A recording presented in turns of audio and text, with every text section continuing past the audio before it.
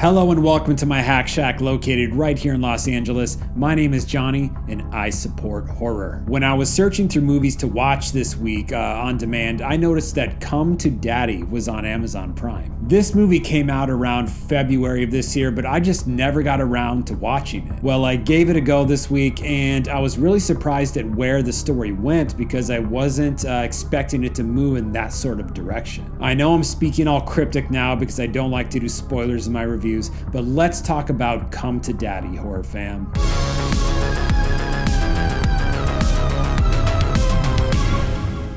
Come to Daddy is a comedy horror mystery film directed by Ant Timpson and written by Toby Harvard. It follows a privileged and lonely man boy in his early 30s named Norval. He receives a letter from his estranged father that he hasn't seen in almost 30 years that says he wanted Norval to come and visit him. Well, Norval makes the trek out to his dad's house, which is a secluded cabin overlooking the coast in Oregon. When he finally gets there, he discovers that his father is nothing like him and may have a shady past that Norval tries to uncover. Now stuck with his alcoholic father in a secluded cabin takes a turn for the worst, but not how you would expect at all. This movie had me intrigued from the very beginning. You have Norval, played by Elijah Wood, stepping off a bus in the middle of nowhere, trying to find his dad's house with a paper map that his dad had drawn out for him. He had to cut through some woods, go on a beach, climb over some big rocks to finally get to his dad's secluded cabin overlooking this ocean. Norval's dad, Gordon, played by McHattie, a veteran actor. He's been in countless films.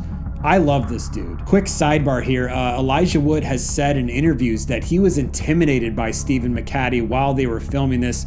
He said that McHattie was a man of few words and just came off as a little bit scary, and I can see why. He just has that look, that stature, and he took advantage of that, I think, while playing the character of Gordon. Now, Gordon and Norval, father and son, couldn't be more far apart here. Gordon is a hard-ass, alcoholic, no-nonsense, seasoned guy who has seen some shit. Has this swagger about him and no fucks given attitude, and you can't bullshit this guy. He's already 10 steps ahead of you, and he's very disconnected. He likes being far away from society. Norval is sheltered, privileged, in his early 30s, still living with his mom in a very rich home. He's soft-spoken, looks like he's never been in a fight his entire life. He has this comical bowl haircut and a well-groomed stash. It just fits his character so well. He looks like the guy that would read intellectual books at coffee shops and listens to non-threatening indie rock. These two being so different from one another makes for great conflict, especially if they have to spend a few days together in a remote cabin. At the beginning of the movie, I thought it had the Lighthouse vibes, because you have an old weathered man that's scoffing at this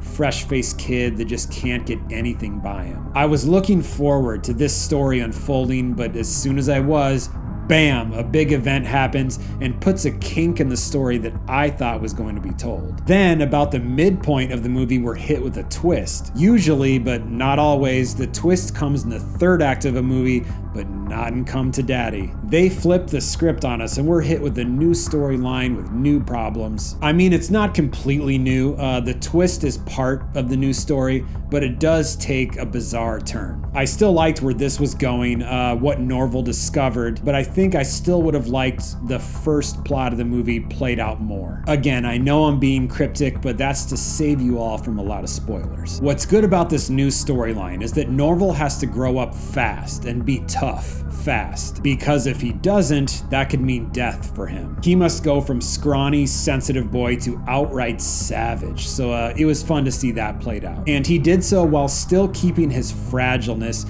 which helped keep the comedic theme of this movie going. I have to say, one thing I love is inventive kills, kills that I haven't seen on screen before. In Come to Daddy, we witness a person getting killed with an object that I never would have thought of using. In retrospect, I don't think it's something that would really work, but it was hilarious seeing Norval try to beat this person to death with it. It's an object that you would find probably in any kitchen drawer if you're guessing what it is, but it's not something you would expect, and it's a fun, brutal scene to watch. Now, there's a question throughout the entire film that Norval wants to know. Why did his dad write him a letter? Did he want to have a relationship with him again? Was he dying and just wanted to see Norval one last time? What was it? I'll leave it up to you to watch and figure out if he finds out or not. But I gotta be honest, I didn't really care either way. I'm not sure if we were supposed to empathize with Norval a lot because his dad left him when he was 5, which led to some alcoholic dependency issues when he grew up. He was kind of a spoiled weenie in my opinion, and don't get it wrong though, even though I did root for him, I loved the character, I just wasn't completely emotionally invested in him. There is a quote from IndieWire that described Come to Daddy as, quote, an absurd gross out romp that turns into a tearjerker. I would agree this film is absurd, quirky even, has some gore in it, but not a tearjerker.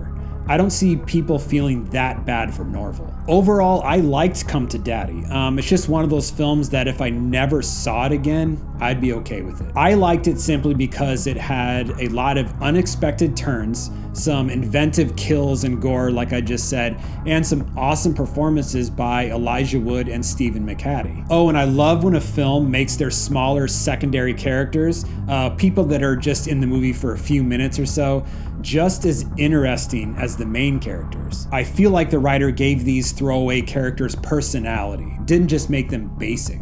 It's the little things like that I enjoy. So I say watch Come to Daddy. I know it's available right now on Amazon Prime, so go ahead and give it a look. And thanks again for coming by and watching this video. I hope you give this a thumbs up and leave me a comment below. I always love hearing from you. And let's be friends to the end, horror fam. You know you can follow me on Twitter and Instagram at The Horror Hack. Once again, my name is Johnny. Keep supporting horror, and this has been one hack of a show.